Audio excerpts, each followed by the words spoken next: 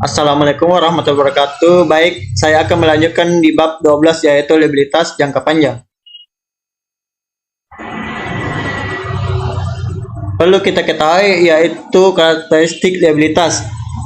Yang pertama, pengorbanan manfaat ekonomi. Untuk dapat disebut sebagai kewajiban, suatu objek harus memuat suatu tugas atau tanggung jawab kepada pihak lain yang mengharuskan kesatuan usaha untuk melunasi, menunaikan atau melaksanakan dengan cara mengorbankan manfaat ekonomi yang cukup pasti di masa datang. Pengorbanan manfaat ekonomi diwujudkan dalam bentuk transfer atau penggunaan aset kesatuan usaha. Kedua, keharusan sekarang. Untuk dapat disebut sebagai kewajiban, suatu pengorbanan ekonomi masa datang harus timbul akibat keharusan sekarang. Pengertian sekarang dalam hal ini mengacu pada dua hal, yaitu waktu dan adanya. Waktu yang dimaksud adalah tanggal pelaporan neraca, artinya pada tanggal neraca atau pada tanggal neraca kalau perlu atau kalau dipaksakan secara yuridis, etis atau rasional. Pengorbanan sumber ekonomi harus dipenuhi karena keharusan itu telah ada. Keharusan kewajiban mencakupi keharusan kontraktual, keharusan konstruktif atau bentukan, keharusan demi keadilan atau keharusan bergantung atau bersyarat. Yang ketiga, akibat transaksi atau kejadian masa lalu. Sama seperti definisi aset, kriteria ini sebenarnya menyempurnakan kriteria keharusan sekarang dan sekaligus sebagai tes pertama pengakuan suatu pos sebagai kewajiban, tetapi tidak cukup untuk mengakui secara resmi dalam sistem pembukuan. Bagian B, definisi liabilitas.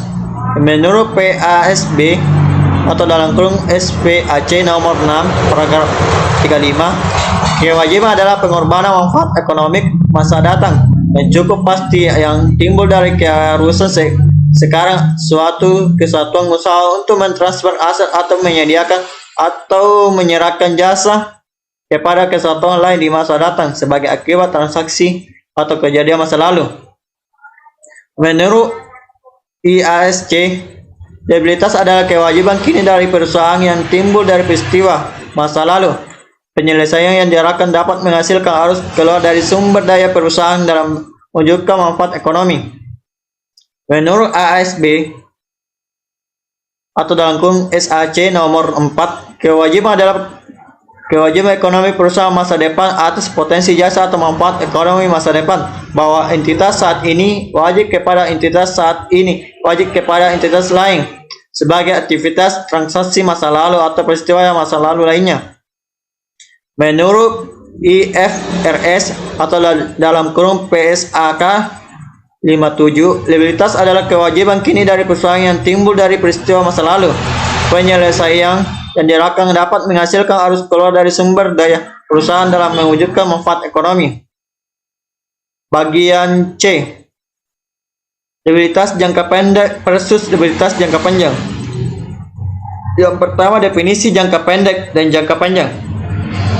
Liabilitas jangka pendek merupakan kewajiban yang pelunasannya dalam 1 tahun atau 1 siklus perusahaan.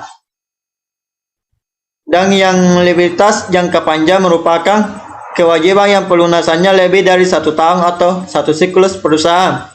Yang kedua, jenis-jenis liabilitas jangka pendek dan jangka panjang. Yang pertama, liabilitas jangka pendek. Bagian A, utang wesel. Bagian B, utang pajak penjualan atau PPN. Bagian C, pendapatan diterima di muka. Yang kedua, liabilitas jangka panjang. A, bagian A, utang obligasi. Bagian B, utang bank jangka panjang. Bagian C, utang wesel. D, liabilitas keuangan versus instrumen ekuitas. Liabilitas keuangan meliputi setiap kewajiban kontrak untuk membayar kas atau aset keuangan. Instrumen ekuitas adalah setiap kontrak yang memberikan kontrak residual atas aset suatu entitas setelah dikurangi dengan seluruh liabilitasnya. Bagian E, pengakuan dan pengukuran. Terdapat dua klasifikasi liabilitas keuangan, yaitu pertama, liabilitas yang diukur pada nilai wajar melalui laba rugi, dan yang kedua, liabilitas lainnya. Liabilitas diukur menggunakan nilai wajar pada saat pengakuan awalnya. Liabilitas yang diakui pada nilai wajar melalui laba rugi merupakan liabilitas jangka pendek, sedangkan liabilitas lainnya dapat merupakan liabilitas jangka pendek atau liabilitas jangka panjang. Untuk menghitung nilai yang kini digunakan tingkat suku bunga pasar atau dalam kurung market interest rate atau effective interest rate. Sedangkan untuk menghitung bunga digunakan tingkat bunga kupon atau dalam kurung coupon rate atau stated interest rate. Bagian F, penerbitan obligasi. Harga wajar liabilitas atau dalam kurung harga jual dapat berbeda dari nilai nominalnya. Apabila harga jual lebih tinggi dari nilai nominal, maka liabilitas dijual dengan harga premium. Sedangkan apabila harga jual lebih rendah dari nominal, maka dijual dengan diskon. Perbedaan tersebut timbul akibat tingkat suku bunga efektif berbeda dengan tingkat suku bunga kupon. Yang pertama, tingkat suku bunga efektif. Di bawah tingkat bunga kupon, liabilitas dijual pada harga premium. Yang kedua, tingkat suku bunga efektif sama dengan tingkat bunga kupon, liabilitas dijual pada harga nominal. Tingkat suku bunga efektif di atas tingkat bunga kupon, liabilitas dijual pada harga diskon. Contoh penerbitan obligasi. Pada tanggal 1 Januari 2015, PT Seruni menerbitkan obligasi dengan nilai nominal sebesar 100 juta dan tingkat bunga kupon 10% yang dibayar sementara tiap tanggal 1 Januari dan 1 Juli. Tingkat bunga efektif adalah 8%. Obligasi tersebut jatuh tempo pada tanggal 1 Januari 2020. PVIV anuitas sama dengan 8,1109 dan VVIP single sum sama dengan 0,6756. Harga obligasi. Nilai sekarang dari pokok utang sebesar 100 juta dikali 0,6756 dan didapatkan sebesar 97.500.000 rupiah. Nilai sekarang dari bunga dalam kurun 100 juta dikali 10% dikali 6 1/12 dikali 8,1109 didapatkan sebesar 40.554.000 rupiah. Jadi total keseluruhannya yaitu sebesar 100.8.114.000 rupiah. Obligasi dijual pada harga premium dengan keterangan kas di debit sebesar 100.8.114.000 rupiah. Dengan utang obligasi di kredit sebesar 100 juta dengan lawannya premium obligasi sebesar 8.114.000 rupiah. Bagian G, penerbitan whistle bayar. Perlakuan akuntansi untuk utang obligasi dan whistle bayar relatif sama, yaitu whistle bayar dinilai sebesar nilai kini dari arus kas pembayaran di masa depan dalam kurung baik pokok maupun bunga. Penerbitan secara tunai. Tingkat bunga yang akan digunakan untuk perhitungan amortisasi adalah tingkat bunga yang menyebabkan nilai kini dari pembayaran kas di masa depan sama dengan kas yang diterima saat ini. Tingkat bunga yang akan digunakan untuk perhitungan amortisasi adalah tingkat bunga yang menyebabkan nilai kini dari pembayaran kas di masa depan sama dengan kas yang diterima saat ini. Contoh penerbitan whistle bayar atau tunai. PT Doha menerbitkan whistle bayar dengan nilai nominal 100 juta yang akan jatuh tempo 3 tahun yang akan datang. PT Doha menerima sebesar 86.956.522 rupiah. Penyelesaiannya yaitu sebesar 100 juta dibagi dalam kurun 1 tambah I dengan 3 sama dengan 86 juta 956.522. I sama dengan 5%. Tingkat bunga sebesar 5% akan digunakan untuk mengamortisasi diskonto yang timbul. Penerbitan secara non tunai. Whistle bayar dicatat sebesar nilai wajar barang atau jasa tersebut atau nilai kini dari whistle bayar menggunakan tingkat bunga pasar. Jika nilai tersebut berbeda dengan nilai nominal whistle bayar, maka entitas mencatat diskonto atau premium. Contoh penerbitan whistle bayar non tunai. PT Milu membeli mesin yang mempunyai nilai pasar sebesar 126 juta dan menerbitkan whistle bayar atas pembelian tersebut. Whistle bayar tersebut mempunyai nilai nominal sebesar 150 juta tanpa bunga dan jangka waktu 3 tahun.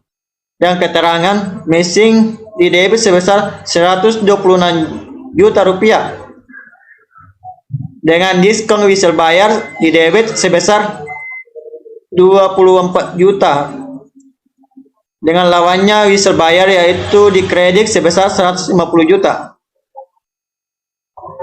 Penerbitan secara tunai dan hak tertentu. Sebagai kompensasi dari tingkat bunga tersebut, entitas memberikan hak tertentu kepada pembeli whistle bayar. Misalnya entitas setuju menjual barang dagangan ke pembeli dengan harga yang lebih murah dari harga jual normal barang tersebut. Entitas harus mengakui selisih atau dalam kurun diskonto antara kas yang diterima dan nilai kini dari whistle bayar menggunakan tingkat bunga pasar sebagai pendapatan diterima di muka. Contoh penerbitan whistle bayar tunai dan hak tertentu. PT Kapuas menerbitkan whistle bayar tidak terbunga jangka waktu 3 tahun dengan nilai nominal sebesar 200 juta kepada PT Banjar. Entitas menerima kas sebesar 200 juta. Dari penerbitan tersebut, tingkat bunga pasar untuk whistle yang sejenis adalah 8%. Entitas setuju untuk menjual barang dagangan senilai sebesar 750 juta dengan harga jual normal barang tersebut. Penyelesaian. Nilai whistle bayar sama dengan 200 juta dibagi dalam kurung I tambah 8% dengan 3 didapatkan sebesar 158.766.448. Diskonto whistle bayar sama dengan sebesar 200 juta dikurang sebesar 158.766.448 didapatkan sebesar 41.233.552 rupiah. Dengan keterangan kas di debit sebesar 200 juta, diskonto whistle bayar di debit sebesar 41 juta, whistle bayar di kredit sebesar 200 juta, dengan lawannya pendapatan DDN di kredit sebesar 41.233.552 rupiah. Diskonto diamortisasi menggunakan tingkat bunga 8%, sedangkan pendapatan dibayar di muka diamortisasi profesional berdasarkan penjualan barang dagang.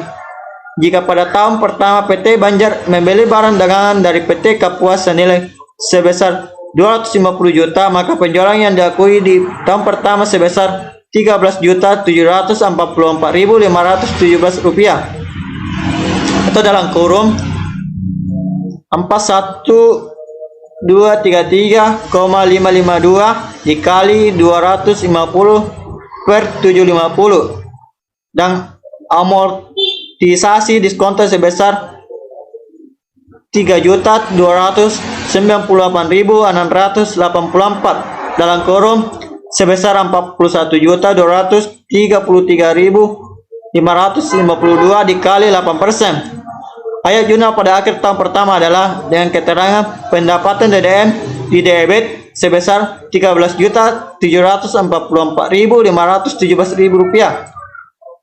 Penjualan di kredit sebesar Rp13.744.517. Beba bunga di debit sebesar Rp3.298.684. Dengan diskonto wise bayar di kredit sebesar Rp3.298.684. Baik, itulah tadi penjelasan dari bab 12. Kurang lebihnya mohon dimaafkan. Billahi fisabil haq wastabil akhirat. Wassalamualaikum warahmatullahi wabarakatuh.